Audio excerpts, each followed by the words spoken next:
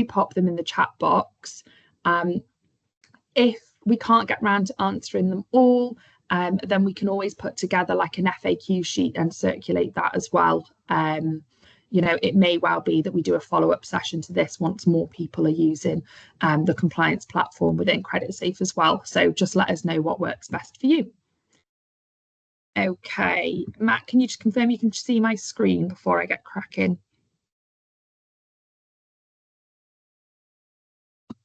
Yeah, I can see that, Ella. Thank you. Fabulous. Okie dokie. So the way that we've launched this product is we've actually embedded it in the business credit reports. So what I'm going to do is search for a company as I normally would and pull up their financial credit report, which would be this one. We'd make all of our standard assessments from a financial risk perspective on this company. Then what we do once we've made those sort of financial decisions is we click this export to KYC protect button. And this is where the new element of CreditSafe kicks in. What that is going to do is it's going to take you to this page where we are creating a profile under the company name. It will drag in all of your directors, shareholders, ultimate beneficiaries, all sitting under this profile. And it's going to then allow us to, that's next to it, start our compliance-based screening and our compliance ongoing monitoring as well.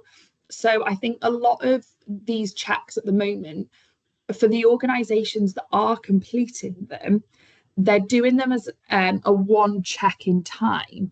As I'm sure you know, the amount of changes that have taken place over the past 2 years, unfortunately, it's just not enough anymore. So this allows you to add businesses into ongoing monitoring. So if 3 months after you onboard them as a supplier, they are sanctioned in the UK, in the US, they're in the news for some form of adverse media, whether it be the owner of the business has got sort of into hot water with whoever it might be. It will also pick up on any infringements to things like modern slavery policies, any investigations into things like that. So it puts you on the front foot. You're not waiting to be informed of adverse information relating to your suppliers, either from other businesses you're engaged with or from the company itself, because generally it doesn't come until it's too late. And either from a compliance perspective, you're already in hot water and shouldn't have been trading with them anyway, or from a reputational standpoint, someone starts asking questions and it's a little bit too late to do very much about it. So this is where your information will come into. So this is now your compliance profile within CreditSafe. So it's under the company name. We've dragged in the business information on the first page. So key parties on the second page. This is looking at your shareholders and directors. And then we've got ultimate beneficiaries on the third tab.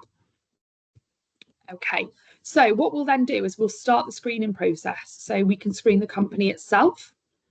And we're going to screen at 100% match rate because the information hasn't been manually entered, so there's no sort of room for human error. It's been generated from the credit report, and we're going to screen against all data sets. Now that includes upwards of 75,000 data sets that go into these checks. So it's much more than just checking, the global sanctions list. As you can see, the search has come back in under a second. With no matches against the company, which is what we want. So this is a completely clean screening, and you can download a copy of that report if you'd like to evidence that this check has been done. However, on every single profile that you create, there will be a full audit log, which will record click by click every single action that you make within the profile. Now, once that check has been completed, you can go ahead and add the business into ongoing monitoring. Again, we can monitor at 100%. and you can choose to receive email alerts should anything change. So once you've onboarded this particular supplier, if in 3 months' time they're in the press for something that they shouldn't have been doing, whether that be emissions-based issues or things relating to sexual assault in the workplace, infringements of modern day slavery regulations and so on, you'll be alerted to that information.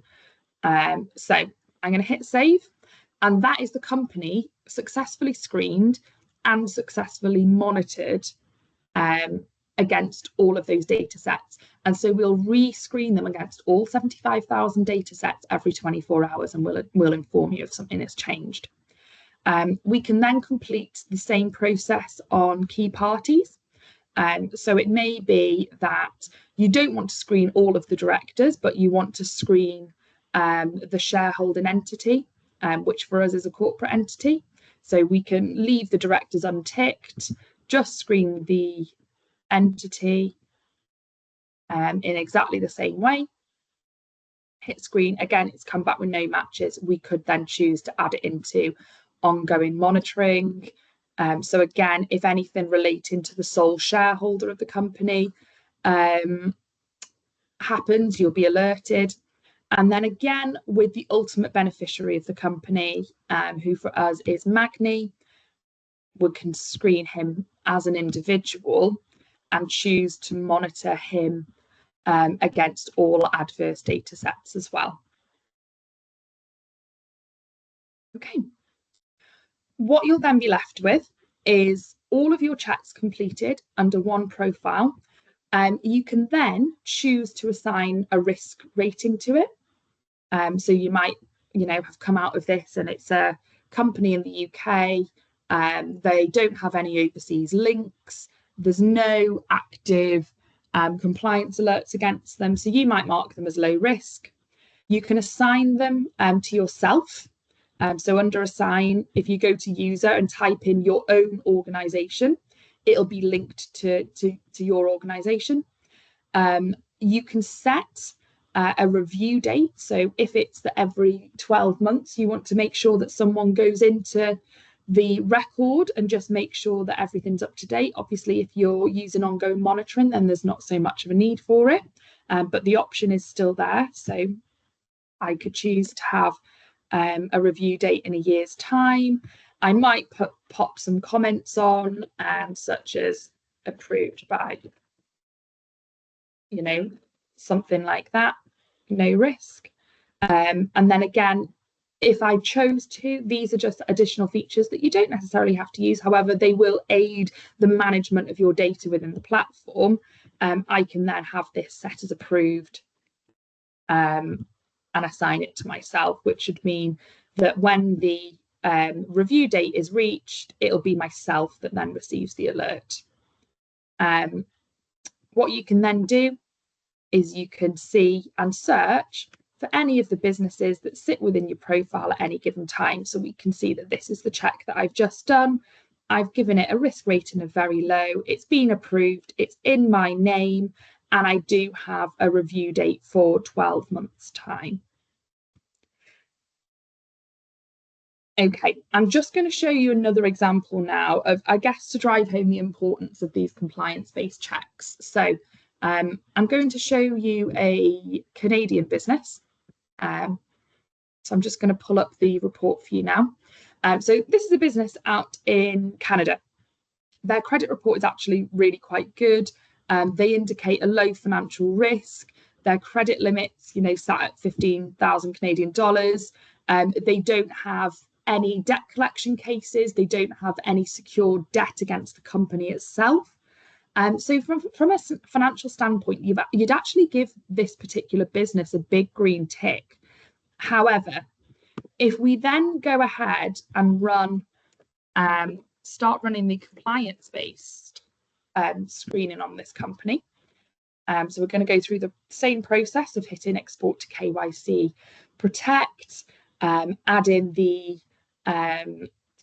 company name in, and it's going to pull all the information through for you here. If we then start the AML screening on the business itself, oh, there's someone else in my test account. No bother, I'll go in this way. The joys of live demos. Okay, so this is the screening that we've just done. And as you can see, we've got a positive alert against this company. If I break this down, we can see that we've actually got an enforcement against the company.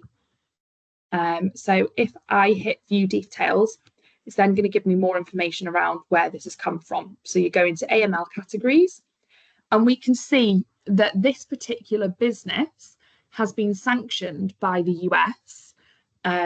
Now, if you click into the supporting documents, which you can find there or under sources, what you'd then read is that this particular Canadian business that financially is performing very, very well has not been sanctioned internally. It's not been, or locally rather, in Canada. The US has put this company under sanctions because it's been financially supporting the war efforts in Russia.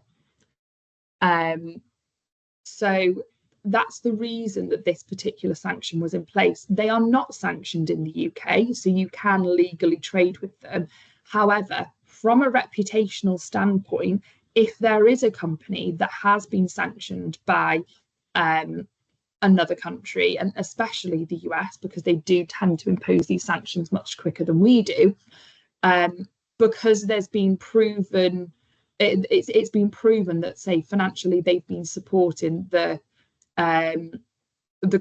war efforts in Ukraine and backing the Russian government, that surely would probably have an impact on the judgment that you make in potentially taking the relationship forward with this particular company. So hopefully that's given you a bit more of an insight into why these checks need to be completed, in addition to the financial checks and the credit reporting that we're viewing. And again, you know, once you've viewed this particular business, you can then say, yes, that is a match. You can add a note in to say, you know, is a match ruled out,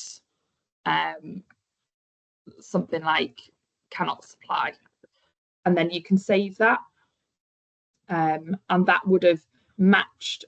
There we go. Save decision, and what that's done then is it's matched the alert against the company. You have then got a full audit trail that you've seen the alert, and you've matched it, and you've added your notes in to say you've matched it, we've ruled it out, and they cannot supply the organisation.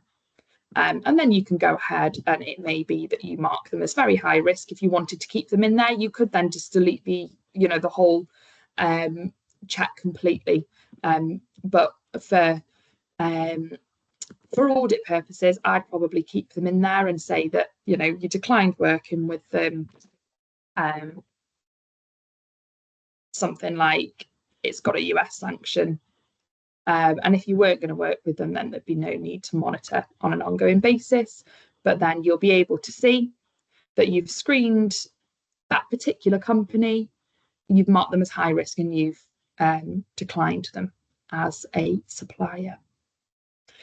Now, if in 2 months' time, once you've added in suppliers into this platform, you've started monitoring them, and you had alerts coming through via email to say that changes had taken place, this is where you would find your alerts. So you'd go into KYC Protect on the left-hand side, into monitoring, and this is the view that you will get.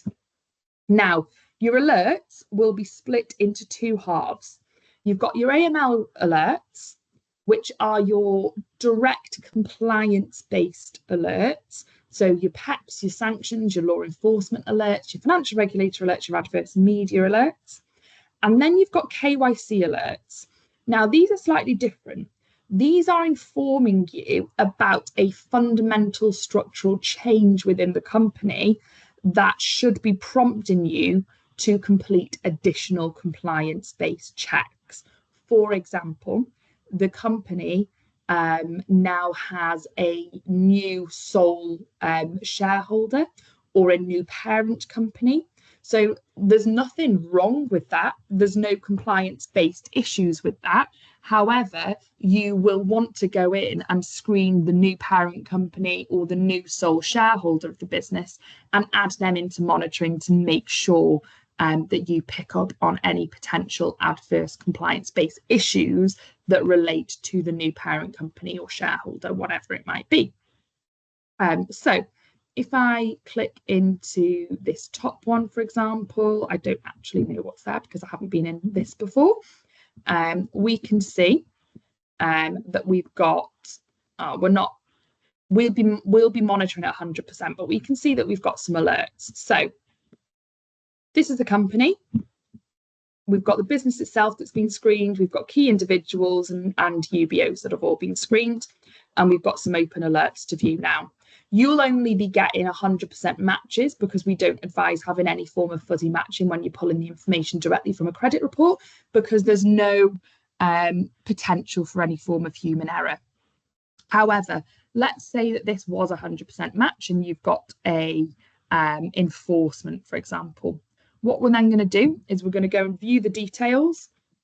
We've got a picture of the individual that pops up if it is an individual that we've got an alert for. We're then going to go into AML categories and we can see that there is a law enforcement alert against the individual. If we go into sources, we're feeling this one is going to have been, let's have a look. Here we go. I think this one's a test that we've popped in place, but essentially you'll have a direct link to the supporting evidence that supports the sanction that's the enforcement that's been put in place. We'll try this one. We've got so many tests that are in here at the moment. Here we go. So we've got this one instead. So we've got a PEP alert. A newly added feature that we've added in is our tiering level for our PEPs.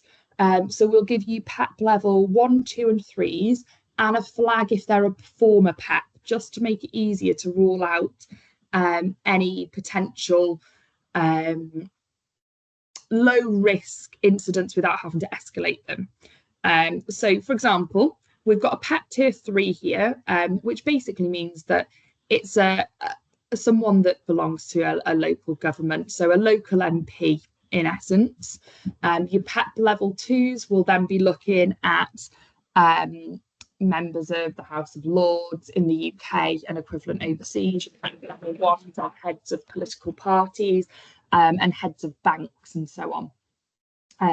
PEPs by association will then depend on the tiering of the associate.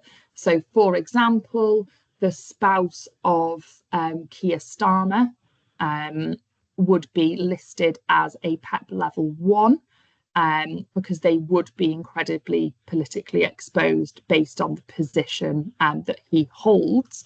However, a PEP level 3 spouse may not actually be a PEP at all because the potential increased risk is minimal. So as you can see, we've got PEP level 3. It's a current politically exposed position. It's a position out in Poland with a local government, and we can see that it's a member of a district board, and we can see the board that they belong to. And then we've got the supporting documents if you did want to save them down.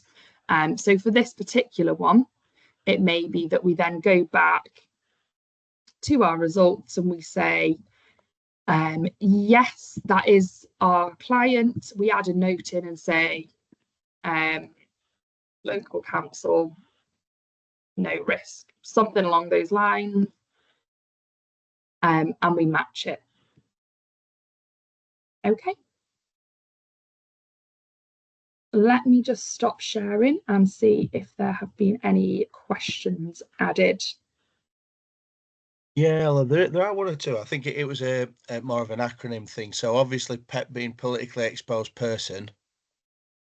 Yes. What was AML and KYC? AML is anti-money laundering. Cool. It's still used. It's sort of an acronym that's taken on a whole new purpose. It encompasses so much more than money laundering now, but Yeah. it's just been used for so long that it's kind of a phrase for any form of compliance-based checks now. Yeah, common KYC, terminology. yeah, exactly. I know that KYC has been mentioned. KYC is an acronym for Know Your Customer or Know Your Client. Again, a lot of these terms were founded across the financial and legal sectors, because generally those highly regulated sectors were where these sort of product types were born, and they haven't actually changed. So even though compliance-based checks now are completed across most sectors, it should be all sectors, they still kind of use the original terminology. So AML, anti-money laundering, KYC, know your customer or know your client. There was a question around if the alerts can be translated into English. Yes, they can. There is a little translate button. What is a PEP? A PEP is a politically exposed person. You can have a PEP flag on a company though. So if a business itself is receiving some form of government funding, then the business itself would be politically exposed and would have a PEP flag against it. Again, it's a really important one when it comes to looking at your suppliers, and if they are receiving any form of government funding, or if any of the ultimate beneficiaries of those businesses are highly politically exposed, or sit on any boards of politically exposed organisations, it may have an impact on donations into the university, conflicts with existing projects that you've got going on. So it's just particularly important when you're looking at political exposure, to see, okay, where is it from? And does it have an impact on our ability to take, our donors into the universities, ongoing projects, businesses that are funding potential projects within the organisation as well. Let's see if there was any other ones. Yes, we will. For your banking license, you need to undertake these checks. Yes, so quite often I know that Stuart's made a point around the banks that you are likely working with. So the banks have had to massively clamp down now, especially after the latest rounds of sanctions that have been imposed at the end of last month. They are starting to withhold funds now for businesses and organisations that are not completing compliance checks, because they don't want to be seen to be aiding potential business that shouldn't be happening. So we have had quite a few organisations that have come to us in a bit of a panic because their bank has demanded that these checks be completed straight away, or that they're actually withholding funds from them at the moment, because the checks haven't been completed. So it's well worth starting, especially because all of you are sitting in procurement. Essentially, you could be lining the pockets of a sanctioned individual without even knowing it. And just to put that into context, the repercussions for doing that, it can carry up to a 7-year prison sentence and £1 million fine.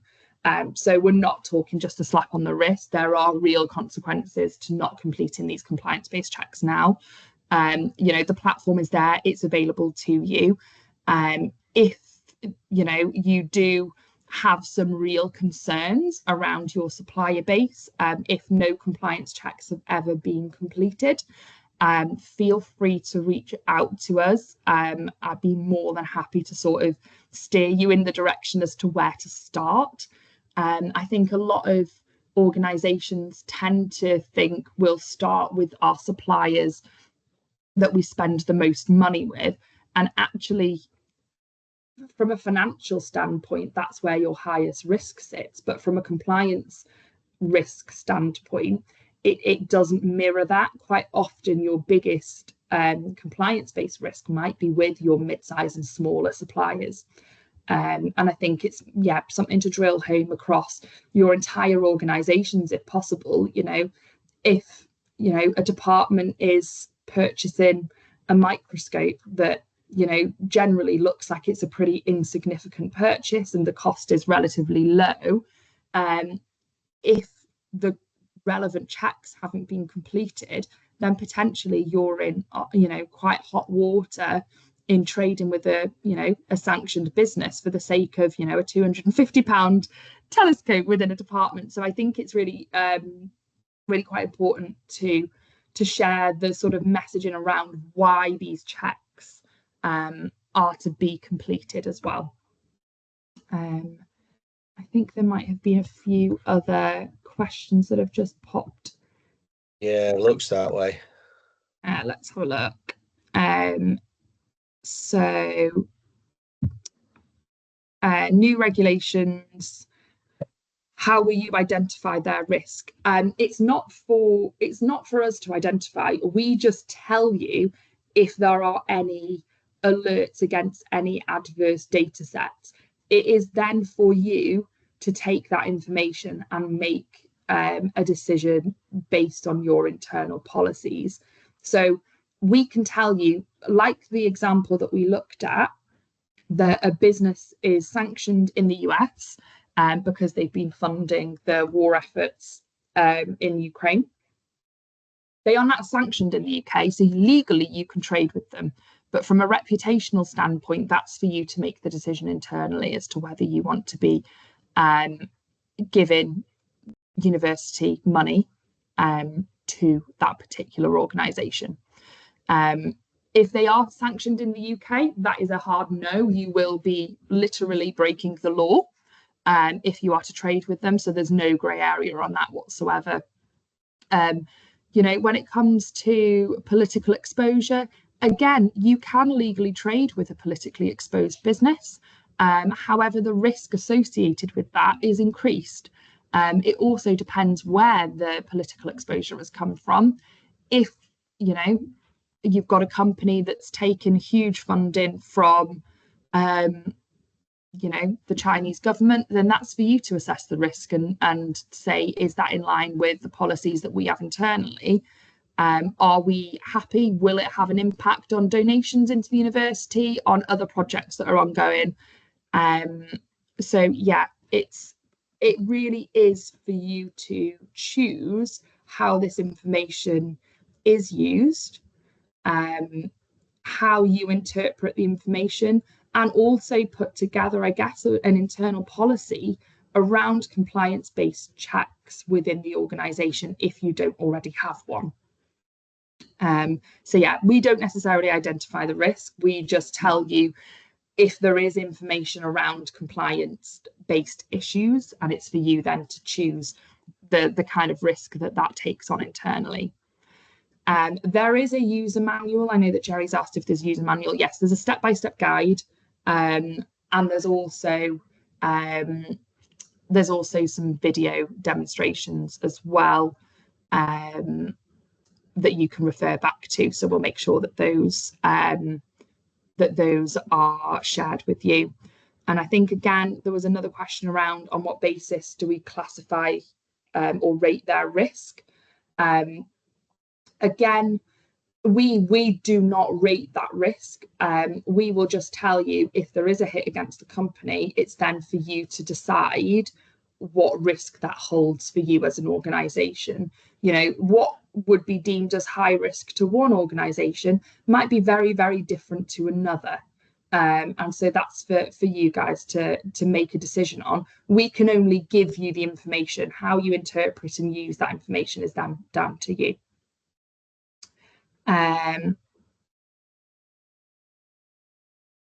Yes, it will pick up on FCA unauthorized firms. I know that was a question that was popped on there as well.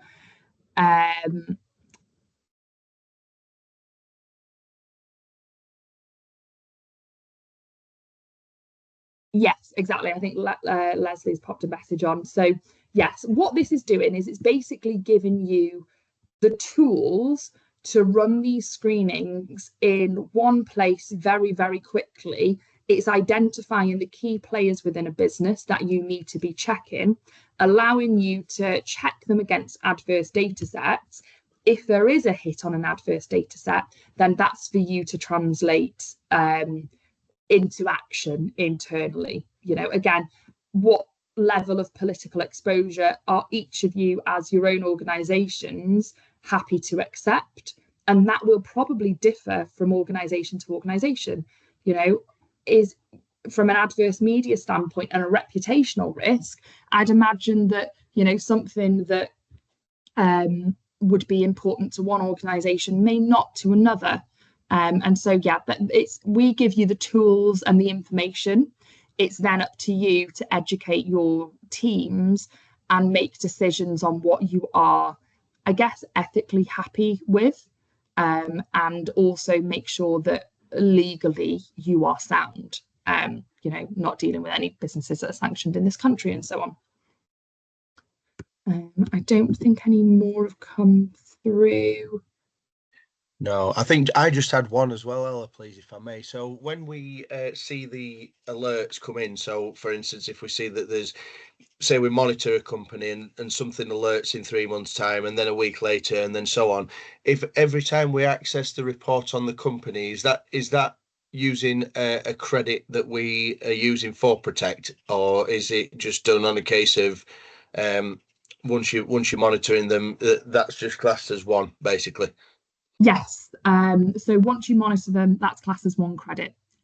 So you could have 100 alerts in that year, but you only use the one credit for the initial monitor. Yeah, that's good to know. It's just I know that you and I have discussed where reports are accessed on multiple occasions, for instance, and it's just a case of if we're looking for information on a regular basis or that's a fast moving thing, I just wondered how that knock-on effect had happened. But no, that's absolutely fine. Thank you very much. No problem. I think there don't was think any just, more have come in just I now. think there was I've one around recorded this. environmental breaches. Yes, And indeed, yes, indeed. that will be picked up using this tool as well. So yeah, you will get all of that information. I can share a document with you that has all of the data sources. Like I said, there's about 75,000 in there, so I'm not sure whether you want to go through it line by line, but at least you can have it saved internally. And it may help you put together, if you don't already have sort of internal policies around compliance-based alerts, it might help you shape what that policy looks like moving forward. Fab. In that case, if there are any more questions that pop through, I will pick them up and I'll sort of put together an FAQ sheet, and we can get that circulated. I know that you guys sort of get newsletters and stuff circulated from UK EPC. So if there is sort of a real demand to dive deeper than this sort of initial session, just showing you the functionality more than anything around the compliance checks, then let us know and say we're happy to run a more in-depth follow-up session looking at examples of live alerts and the potential repercussions, reputational risk, and more of an educational piece rather than just a demo of how to use the platform. And if you do come across any alerts and you're not too sure how to interpret them, please do reach out to Matt or myself and we'll do our best to help you out. Absolutely. And yeah, as I say, it's been really good to go through that. And I think any sort of automation, any sort of thing that can be running in the background to reduce some of the manual processes from our point of view in terms of keeping an eye on things, because obviously there's a huge supplier base that we're dealing with. And when the new regulations come in that are going to be probably even more stringent than what's there already, it's going to be really useful to have those tools available to us to try and help with that, so we can keep an eye on anybody and who's misbehaving. But for the most part, having that peace of mind to know that those that are doing as they should aren't flagging up. So it's a twofold thing. So thank you very much. Thank you for your time, Ella. No problem at all. So it was lovely taking the session. Any questions, just reach out. Thank you very much. Thank you, everybody. Take Have a care wonderful now. day. Bye. Speak soon. Take care now. Bye bye.